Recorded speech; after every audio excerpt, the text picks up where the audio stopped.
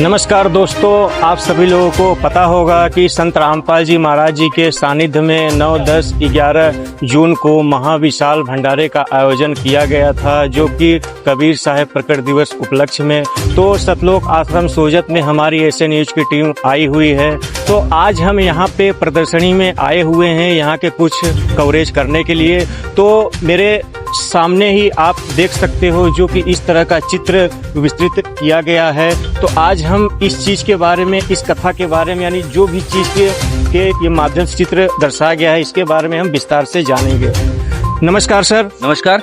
क्या नाम है सर आपका? जी कैलाश नाम है सर, कैलाश दास नाम है। कहाँ से हो सर आप? उदयपुर जिला गोगुंदा तहसील है सर। सर कृपया करके हमारे दर्शकों को बताएं कि इस चित्र के माध्यम से, जो कि आध्यात्मिक प्रदर्शनी में ऐसा जो चित्र के माध्यम से दर्शाया गया, ये किस बारे में दर्शाया गया? ये चित्र के माध्यम में से क्या बताने की कोशिश कर रहे हैं संत रामपाल जी महाराज? ये सर इसलिए है कि एक दिल्ली में सिकंदर लोदी के नाम का एक राजा हुआ करता था, और वो कबीर साहिब की करामत पे फिदा हुआ कबीर साहब की हर करामत पे उसको अचल शेठ तकी पीर नाम का एक मुसलमान इस्लाम धर्म से था, वो उसको इस बात की बहुत छेड़ थी कि ये सिकंदर लोदी कबीर साहब को क्यों चाहता है, मेरे पास क्यों नहीं आता है। इसलिए उसने एक लोगों में जाल बिछाकर लोगों को बताया कि भाई अगर कबीर साहब ऐसा कोई शक्तिशाली है तो लोगों के बीच में एक तेल का कड़ावा मंगाया गया, उसमें उबलते तेल को कबीर को बिठा दिया जाए और इसकी परीक्षा ली जाए।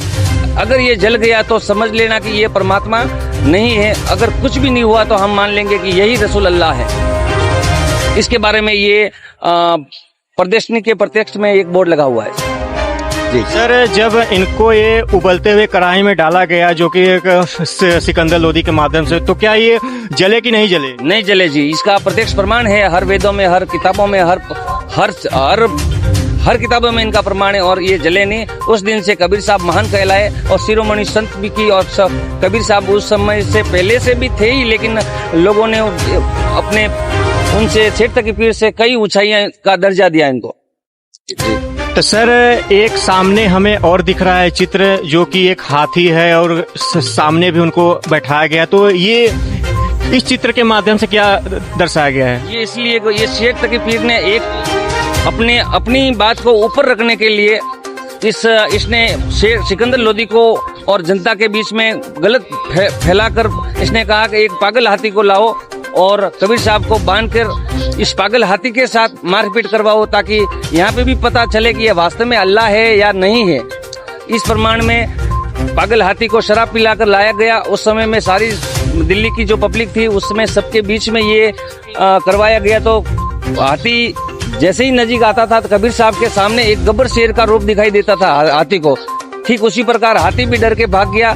फिर उसको जनता को पता चला कि वास्तव में कबीर तो पूर्ण ब्रह्म परमात्मा है, ये अजर अमर अविनाशी है, ये कभी न मरते हैं न जन्मते। खाली इस लोगों को गलत वहम में रह रहे इस लोगों के अंदर से जागरूकता लाने के लिए आप चारों युग में आते हैं परमात्मा। और अभी तक इस कलयुग में सब जानते हैं कि कबीर साहब हर बार जितनी भी बार आते उतनी बार इस पाखंडवाद से ऊपर लाने के लिए अपनी बात ऊपर रखते हैं।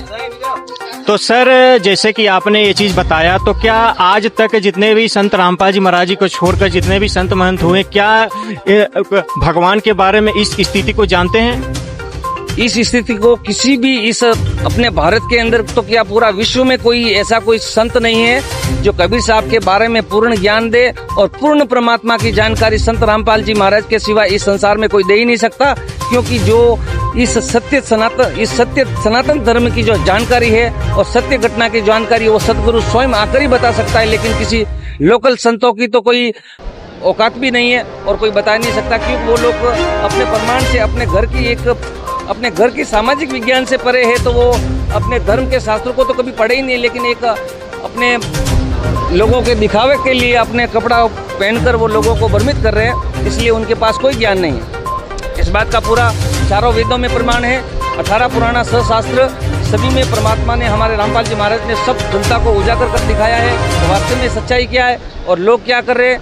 पाखंडवाद को खत्म करने के लिए, जातिवाद भेदभाव को मिटाने के लिए और समाज में हर समय की कुरीतियों को दूर करने के लिए जगत गुरु तत्वदर्शी संत रामपाल जी महाराज हरियाणा में अवतार हो चुका है। और सभी दर्शकों को मेरा यही कहना है कि आप आओ और संत रामपाल जी महाराज से नाम दीक्षा लेकर अपनी आत्मा का मोक्ष कराओ।